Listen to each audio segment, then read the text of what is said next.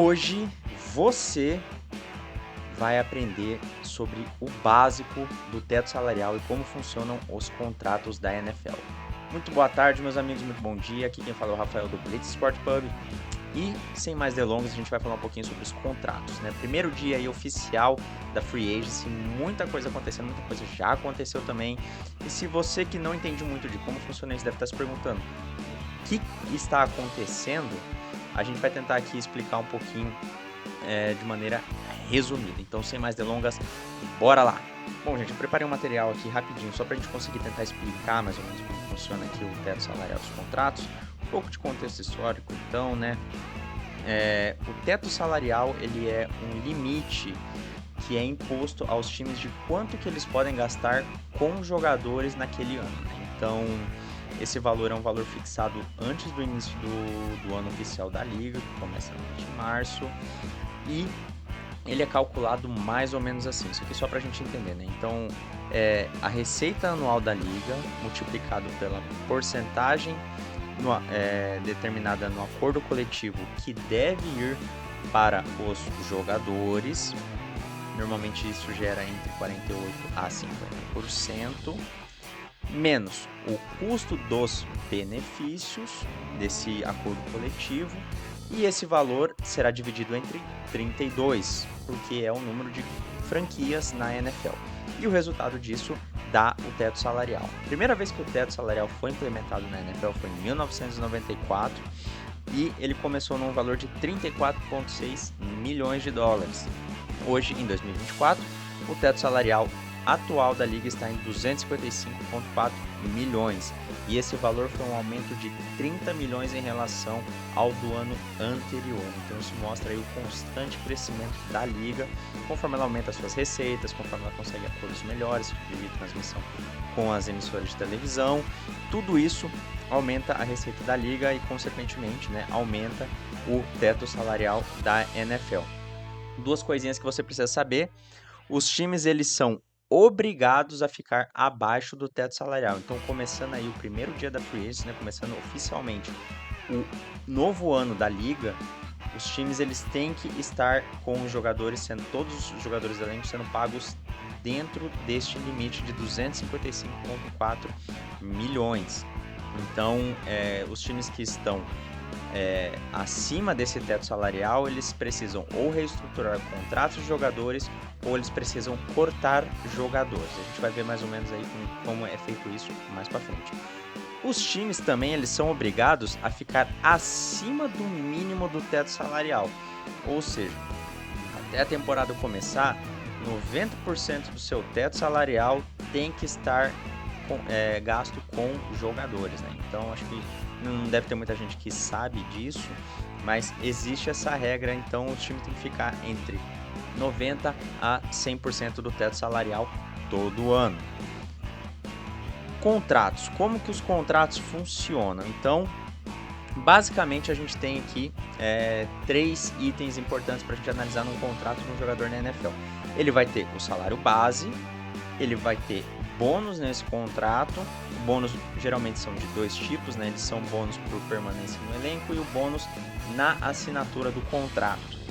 E também tem incentivos, né? Os incentivos, eles normalmente correm por fora do contrato e eles podem aumentar o valor total do contrato baseado em performance e rendimento.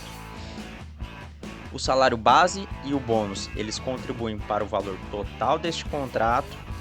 E o total deste contrato dividido pela duração em anos é a média anual desse contrato. E a média anual deste contrato, ela é o impacto desse jogador no teto salarial da equipe. Beleza, como é que esse dinheiro é distribuído? Bora lá ver. Então, que nem a gente estava falando aqui, né? Tirando incentivos à parte, o contrato da NFL ele vai ter salário base e bônus.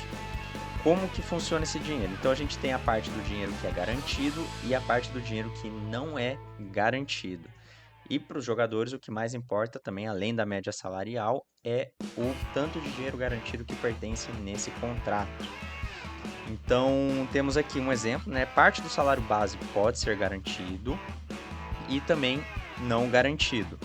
A porção não garantida é a que os times conseguem manipular para reestruturar esses contratos. Normalmente esse dinheiro é jogado mais para frente, se esses jogadores têm anos ainda a cumprir neste contrato, e esse dinheiro passa a ser garantido lá na frente.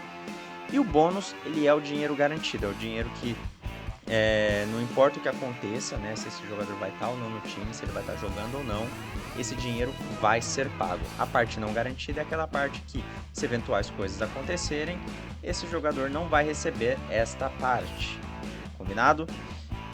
Incentivos se tornam garantidos também ao atingir certos critérios. Então é muito comum a gente ver aí, por exemplo, que nem no exemplo do contrato aí recente do Saquon Barkley, né, que foi um contrato aí de 39 milhões, mas pode chegar a 47, isso significa o quê? Que se durante a temporada o jogador bater, por exemplo, tantas jardas, tantos touchdowns, o time chegar na pós-temporada, o jogador ganhar alguma premiação, chegar no Super Bowl, vencer o Super Bowl, vencer o MVP do Super Bowl, o dinheiro que foi prometido, se ele atingisse esses critérios, ele passa a se tornar garantido. Tá joia? Então bora ver mais ou menos aqui como que é a estrutura de um contrato da NFL. Então mais ou menos assim, vamos supor que você é um jogador da NFL e você assinou aí um contrato de 4 anos, prometendo aí um total de 40 milhões de salário base e 40 milhões de bônus, sendo um total de 80 milhões aí a ser pagos durante esses 4 anos. Então, uma média anual de 20 milhões por ano, 50% salário base, 10 milhões, e 50% em bônus.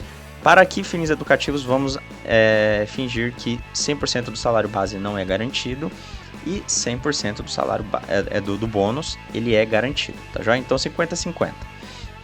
Esse contrato aqui, ele está distribuído de maneira equilibrada, ou seja, a gente tem a mesma quantidade de dinheiro não garantido e de dinheiro garantido distribuída igualmente durante os anos 1, 2, 3 e 4. Porém, isso pode variar, né? Então, vamos supor aí que você jogou durante esse contrato, nos seus primeiros 2 anos, você desempenhou muito bem. Mas no final da sua segunda temporada, você machucou o joelho, você rompeu o ligamento anterior cruzado, cara. Infelizmente aí não conseguiu terminar a temporada e agora há questionamento sobre o seu futuro aqui, mas você ainda tem 20 milhões a ser pagos garantidos e caso você volte a jogar, você tem aí mais 20 milhões não garantidos. Então são metade do seu contrato, 40 milhões aí que estão a ser decididos se você vai receber ou não. Começou o terceiro ano, você não desempenhou tão bem quanto nos seus 2 primeiros anos e o time decide cortar você. O que vai acontecer? Então chega aí ao final dessa temporada, você recebeu já 30 milhões garantidos e você recebeu 30 milhões não garantidos. Então 60 milhões dos 80 milhões que foram prometidos para você foram pagos. E no quarto ano, o time decide cortar você, porque você não está mais performando como eles esperavam que fosse ser, né? Então, o que acontece? Você ainda tem que receber 10 milhões desse time, porque isso foi prometido como dinheiro garantido para você, mas os 10 milhões de salário base você nunca vai receber. Então, isso significa que dos 80 milhões totais que você assinou no contrato, você consumiu 70 milhões, você conseguiu consumar quase 100% desse contrato, que geralmente é uma coisa boa, mas não é a realidade de todos os contratos da NFL. Normalmente, um contrato de 5 anos, ele na verdade quer dizer um contrato de 3 anos. E um contrato de 3 anos, às vezes quer dizer um contrato de 1 ano. Às vezes, contratos de 4 anos podem querer dizer contratos de 1 ano. E o porquê disso? Porque existem outras maneiras de você estruturar esse contrato. E é aqui que a gente vai entrar nesses detalhes aqui dessas 2 palavrinhas aqui. Front-loaded e back-loaded. Front-loaded significa carregado no início e back-loaded significa carregado no final. O que é carregado no início e o que é carregado no final? O dinheiro garantido. Então, vamos supor aqui que o seu contrato, na verdade, né, você assinou ele com o mesmo valor de 80 milhões, porém, ele é front-loaded, ou seja, boa parte do dinheiro garantido desses 40 milhões, ele é carregado no início. Então, a gente coloca aqui 20 milhões, 10 milhões, 10 milhões e... Vamos colocar 20 milhões aqui para ficar mais educativo, para ficar mais fácil da gente ilustrar. E aqui, agora é nada. E aqui agora é nada. Aqui o salário base vai continuar o mesmo. Agora aqui você tem um total de 30 milhões no ano 1, 30 milhões no ano 2 e aqui só 10 milhões nos anos 3 e 4. Então, o total representa o quanto que você está impactando na folha salarial do time. O bônus é o quanto que você vai receber de garantido. O salário base é a parte do dinheiro não garantido. Então, na mesma situação, vamos supor aí, nos 2 primeiros anos, você performou bem, só que no final do seu segundo ano, você novamente rompeu aí o ligamento anterior cruzado e o time questiona sobre o seu futuro. Só que o que acontece nesse cenário agora? Você não tem mais dinheiro garantido preso com essa equipe, ou seja, você só receberá se você fizer parte dessa equipe nos anos 3 e 4 do seu contrato. Então, o que isso significa do ponto de vista da equipe e do jogador? Que você pode ser cortado logo antes do início do terceiro ano do seu contrato. Ou seja, na situação anterior, onde você recebeu 70 milhões, aqui neste caso, você só vai receber 60, ou seja, 10 milhões a menos, porque todo o dinheiro garantido já foi pago, e a parte do dinheiro não garantido, que você só receberia se você estivesse na equipe, ela não vai ser consumada. Então, é vantajoso para a equipe, porque ela consegue liberar na folha salarial dela esses 10 milhões para ela gastar com algum outro jogador, e ela já pagou tudo que necessariamente ela prometeu para você de garantias, certo? Você recebeu aqui 60 milhões nos seus 2 primeiros anos e agora você está livre para jogar por outra equipe e assinar um outro contrato. E se for o contrário, cara? E se for um contrato backloaded? Bom, como vocês devem imaginar, seria a situação oposta. Então vamos só trocar aqui de posição, colocar esse dinheiro garantido aqui para o final e nada de dinheiro garantido no início, né? Então vamos aqui alterar os valores. Continua o mesmo contrato de 80 milhões aqui, mas estruturado de maneira diferente. O que acontece nesse cenário? Vamos contar aí a mesma história. Pela terceira vez você vai estourar o seu joelho. Então, nos 2 primeiros anos, você custou muito barato para a equipe e você performou muito bem. Mas no final do segundo ano, aconteceu aquela tragédia e você perdeu o seu joelho, né? Então, 2 primeiros anos, você recebeu os seus 10 milhões porque você fez parte da equipe, você jogou aquela temporada. E agora no terceiro ano, você teve uma queda muito brusca de rendimento. Porém, o que acontece? O time está preso com você. Por quê? Querendo ou não, ele tem que te pagar os 40 milhões ainda. Se ele te cortar antes do início da temporada, ele vai ter que te pagar tudo de uma vez. E se ele decidir te manter e não jogar, ele vai ter que te pagar igual. Então, o que está acontecendo aqui nesse cenário para a equipe? Você está contando com 30 milhões no impacto da folha salarial, não está mais performando como um jogador que custa 30 milhões e o time não tem o que fazer, ele está preso, ele está amarrado com você. Quais são as situações? Aqui a tendência é que você consiga receber os 80 milhões do seu contrato, ou pelo menos o dinheiro garantido que lhe resta. E para a equipe, como é que ela consegue fazer agora para tentar se livrar desse contrato? Ela tem 2 opções nesse caso. Se ela decidir que ela não quer mais ficar com você como jogador, o que ela pode fazer? Cortar você. E aqui existem 2 tipos de situações. Os cortes que vêm pré-1º de junho e os cortes que vêm pós-1º de junho. Os cortes que vão a ser pré-1º de junho, eles são...